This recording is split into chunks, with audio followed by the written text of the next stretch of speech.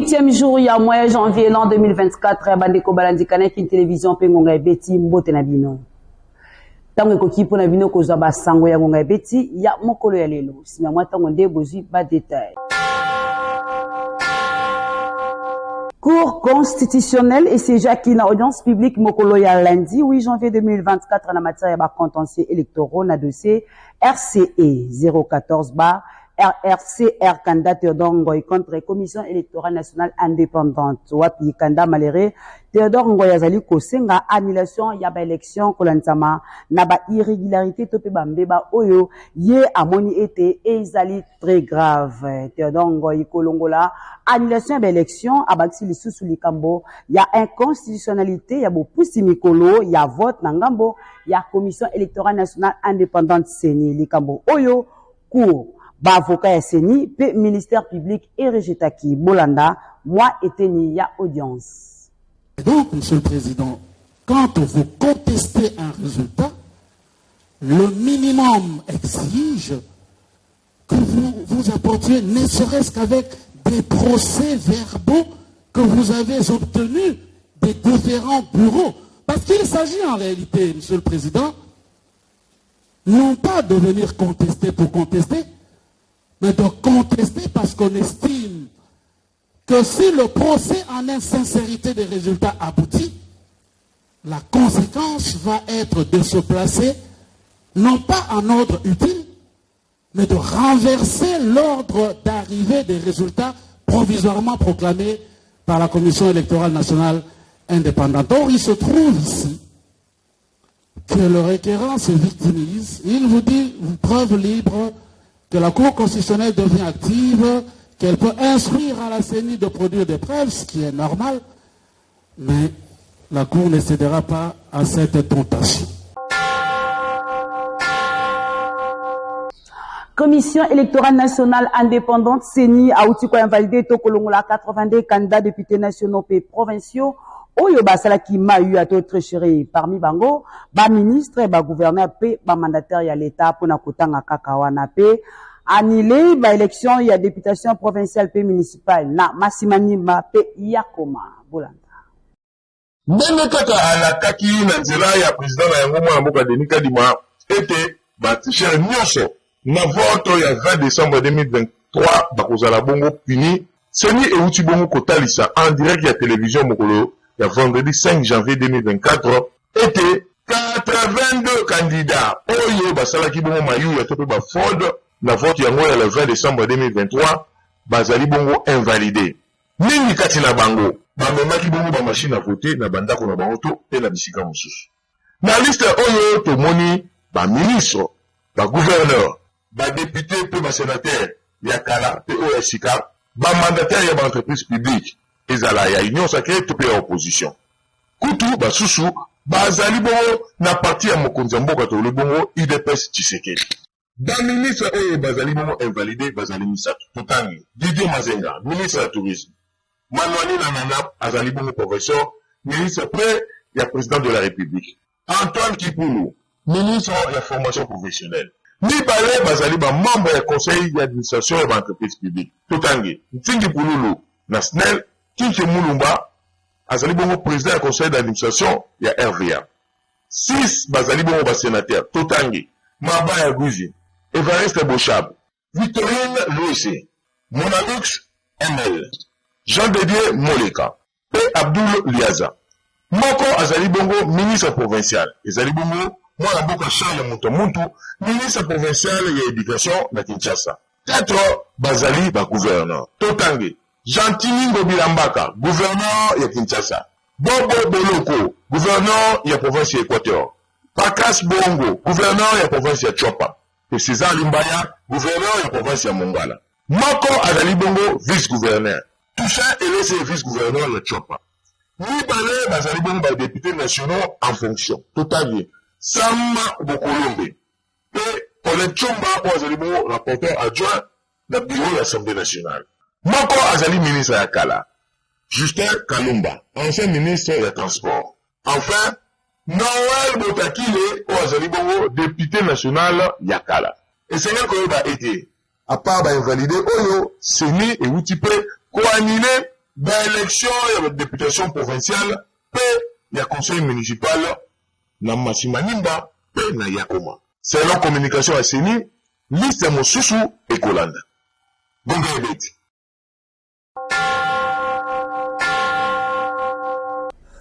Colette Tchomba Tundu, moko ya candidat député national ya Funa oyo azali na kati ya liste ya 82 candidats députés nationaux oyo commission électorale nationale indépendante Seni auti ko invalidé atombolaki mongongo pona kotalisa ete ezali manipulation ko uta epa ya candidat député oyo bayebike bakozwa te. Rosette Nzinga bazaki longo na Yannick Mulengo bolanda.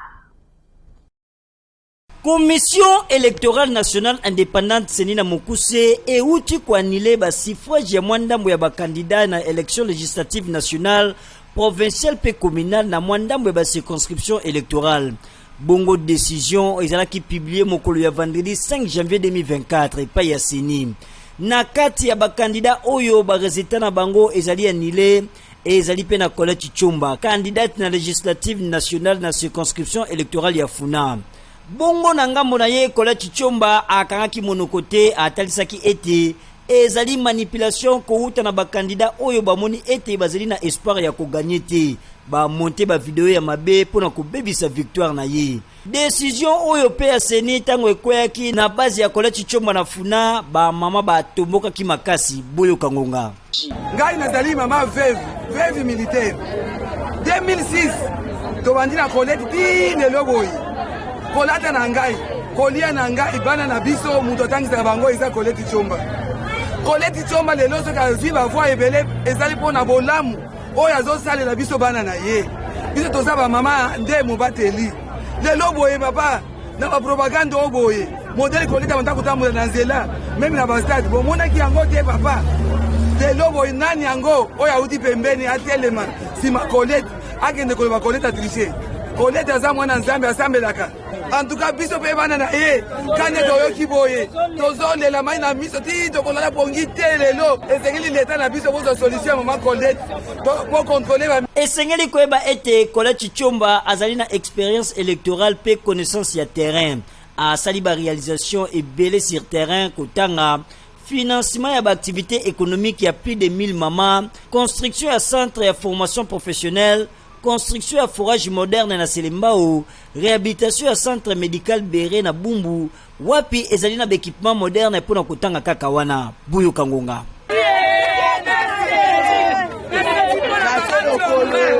Papa Kadima, awa nazoloba nazosieta mama Tchomba na Bumbu ba mama veuve tolati tofuti banda totangisi bana mamisu tozi baline na ekoli bimanzaki tozangaki mashini na bana couture bana na biso bakomi kotonga bana biochimie bazwi mashini ya laboratoire. Papa Kadima tozwi badeti wana tikeli biso yo fele Gonga Ibeti.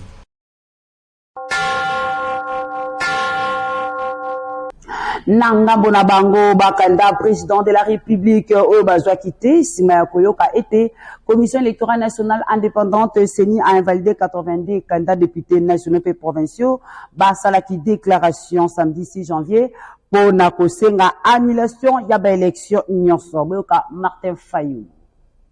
La CENI est passée aux aveux flagrants.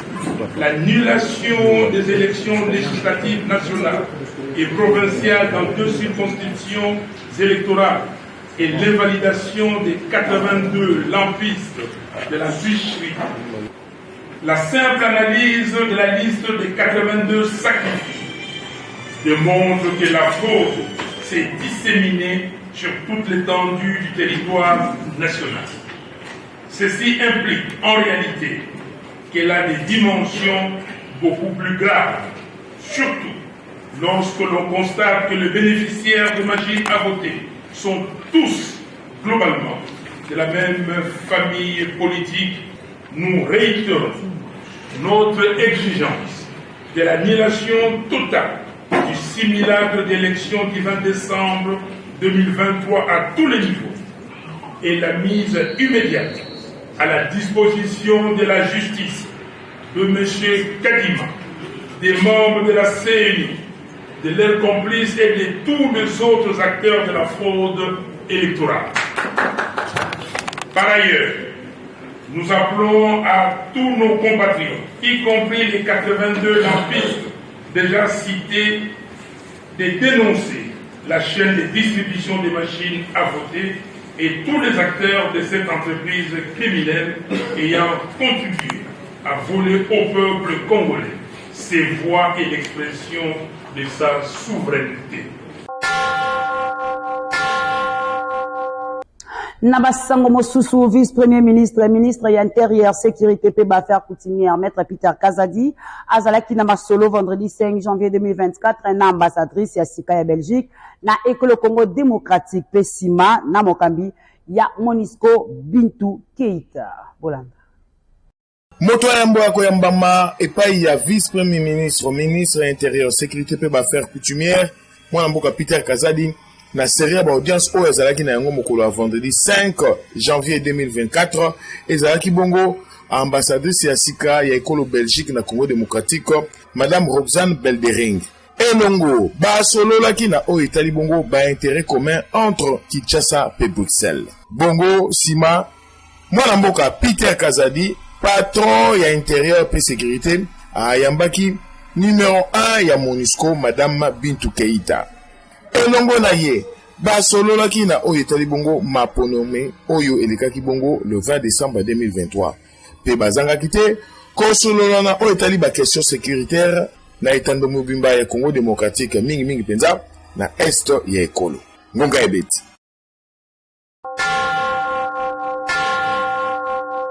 Nama matali sécurité Jina Ivoa Paluku correspondant ya ngonga ebeti na ituka ya Beni na province ya Nord Kivu abeti ngona nzela alo pona kotalisa ete ba rebelle ya ADF babomaki bato misato na territoire ya Beni pe territoire ya Mambasa na province ya Nord Kivu. Yannick Mulengo asoli na ye. Bato misato basili kobomama na NDF nalu na côté ya territoire ya Beni à cheval na territoire ya Mambasa na Ituri côté ya Mangina na Beni na village moko oyo babenga Katohia atumisa tuina bazaki ba oyo balona kabilanga po activité principale ya côté ya Beni nyoso ezaka commerce na bilanga NDF na lunde mutu oyo penza ajali moto ajali pointé du doigt na société civile locale na baimboka ya Mangina po banva evieto koleka ya NDF na lezalaki deja komona na kote ina société civile na baimboka bafandi akuna babandaki ko alerte ba infor de noki me bakomaki te yango babomaki batumisa tuina bamususu bakimaki nde bakendaki kopesa penza information na un FARDC po bayan ba intervenir yango nde ezalaki des gens ba oyo ya société civile bajali kobengisa na bakonzi ya mapinga UPDF na FARDC batia penza ba vraie opération ya UPDF côté ya Mambasa kuna territoire ya Ituri na province ya Ituri na territoire ya Mambasa na bakote mebele ya territoire ya Beni po munguna ajali kaka koboma na ajali komimonisa bisika ebele yango nde to ekambaki moko ya société civile oyo penza asengi na bayi bakonzi ya mboka na ya mapinga basala noki sino pamba te munguna akoya kobebisa biloko ba effort mususu oyo esalemi surtout mingi il faut ba opération esalema na kote ya Ituri nyonso mobimba to jali kobebisa na bino eteke côté mususu ya Butembo insécurité urbaine na Beni kutu na centre ville ezoleka butu moko te sake bakotela bavandi ata maison moko to ndaku moko esika bakoboma bakobeta to bakomema biloko na mbongo bakonzi ya mboka bazali kobengisama na bayi bavandi mboka mibale ina to ya société civile batala sécurité penza na ndenge elongobani po mikolo oyo ya fete na ebandeli ya mbula ya sika sengeli lisusu bato bazali kofanda na kobanga te yango bazali kozela pe nini ekobimela na Kinshasa pona ba publication ya ba resultant ya ba député provinciaux nationaux po bazeli balembi to na ndenge bazalaki kokamba bayoki ndenge nini ba evalide ba mususu koto pe bazali kobanga po biloko pe kilikili ya ba fraude na ya ba irrégularité lekaki pe kotoyo bavandi to ezali question penza ezali koleka na ba couloir na ba balabala ekozale mapendenge nini na kote ya Butembo Beni Lubero pope biloko ya malamu emonanaki te biloko ya malamu te elekaki bajali kozela seni koto yo pe koloba ndenge nini nani akoleka nani akotikala jina Ivo apaluku kouta Beni pona bino kanala kin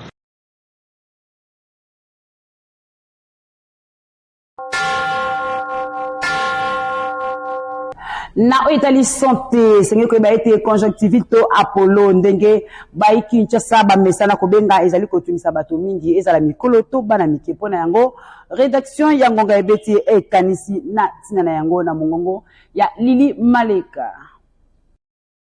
Conjonctivite to Apollo ndenge ba Kinshasa ba mesana ko benga ezali nini? Conjonctivite ezali bokono moko ezwaka na miso yango eutaka mingi na infection microbienne lisusu ekoki kozala d'origine chimique to allergique. Conjonctivite ekoki kozala inflammatoire to pe virus moko ekoki kozala tango mususu eloko ekoti na miso. Apollo eyebanaka na miso rouge ebimisaka bato fina to bapoti na miso. Misu kosala mokosa lokola ekoti zelo elingaka lumière te to pe moi. Conjonctivite virale ezwaka misu mibale moko sima ya moninga. Conjonctivite bactérienne ezwaka kaka se lisu moko. Esa capacité sauf soki ezwi complication moko songolo. Ya koyeba conjonctivite infectieuse ezali penza contagieuse makasi wapi mutu oyo azali infecté akoki ko contaminer batu ebele. Yango esengeli kosokola maboko tango nyonso lekisi loboko na yo na miso mpona ko éviter kopesa baninga. So kotikala na ndako kino ekosila mpona kobatela baninga mingi penza bana kelasi. Pona kosilisa yango conjonctivite ezali se antibiotique. Soki ezali kokoba kaka to pe mikakato mususu ebimi lokola ba fièvre esengeli komona monganga. Po yango ezwaka se mwa ndambo ya pikolo. Po sukola tango nyonso miso eza important pona kosoulager ba symptômes lokola misu rouge kosilisa bapoti pe koyoka neti misu ekoti zelo. Kosukolaka miso tango nyonso yango ekopermettre lobiko na lumbango. Esengeli koyeba ete bebe ya 0 ya 1 mois azwaka pe Apollo. Na tango azali kobotama kouta epai ya mama na ye. Yango ezalaka mingi infection bactérienne. La conjonctivite qui sévit actuellement sur la ville de Kinshasa, c'est une conjonctivite virale. Les gens qui entourent la personne qui est malade doivent éviter d'être en contact avec des linges de cette personne qui est touchée. C'est en se basant avec cette éducation sanitaire qu'on peut éviter cette conjonctivite virale. C'est de cette manière-là, en ayant des mesures d'hygiène, c'est en ce moment-là qu'on va éviter d'être touché par cette maladie qu'on appelle la conjonctivite.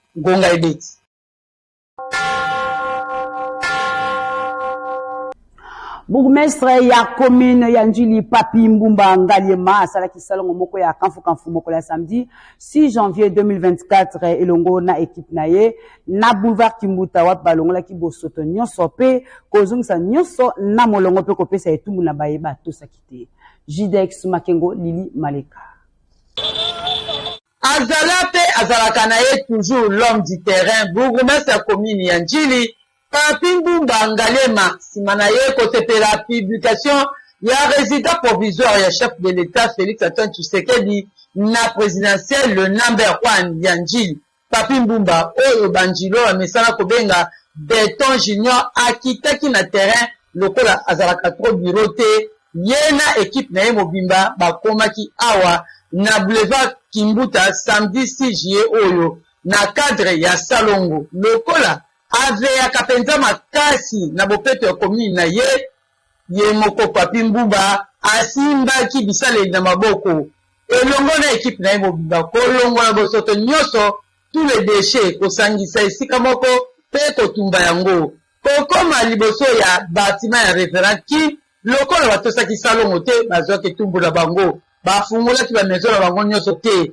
bamesa nyonso bato babimisa libanda azongisaki yango na nsima pe abukaki terrasse moko etongama na nzela nyonso mpona kotalisa sort ya bato ya matoi makasi oyo bamona deja exemple pamba te bopeto ya njili yango nde cheval de bataille na ye boyoka bugumasa ya commune ya njili Papi Mbumba ndenge abetaki ngonga napesi na population na ya njili mbote pe matondi mingi na ndenge bafutaki tata mokonzi Félix Antoine Tshisekedi Tshilombo na magistrature suprême pe ya mibale na nga rappele na bana ya njili ke opération ya assainissement ezali vi mpona biso lelo omoni ngai awa na terrain avec bamaison oyo nyonso nakangi lelo activité eza awa te mpona nini bandeko bazosala Salongo te yango omoni ngai moko bourgmestre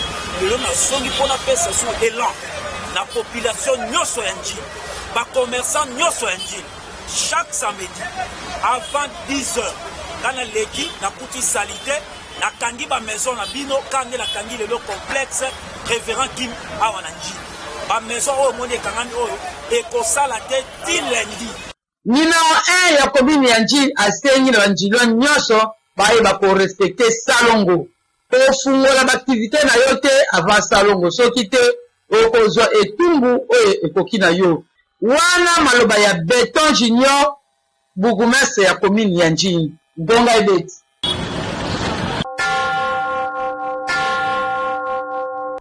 Bandeko bandika na une télévision tosuki awa pona basango ya Ngonga Ebeti ya mokolo ya lundi 8 janvier 2024 soki bosepeli bopesa matondi na Patrick Lusala wazo ko bala bile suna mbula ona sima ya caméra Teddy Agwana Christian Makutu ala bamba o basimpe na montage makasi ya basango ya Ngonga Ebeti o bolandaka chaque jour soki bosepeli susu bopesa matondi na Piris Pembele waza libongo mokambi ya rédaction Ngonga Ebeti waza ko sala ete basango o comme ya bile lisusu kitoko lolenge longo ba na ba ndako na bino kimi ya kolo nzambe ekoba o maboto mabino na 2024.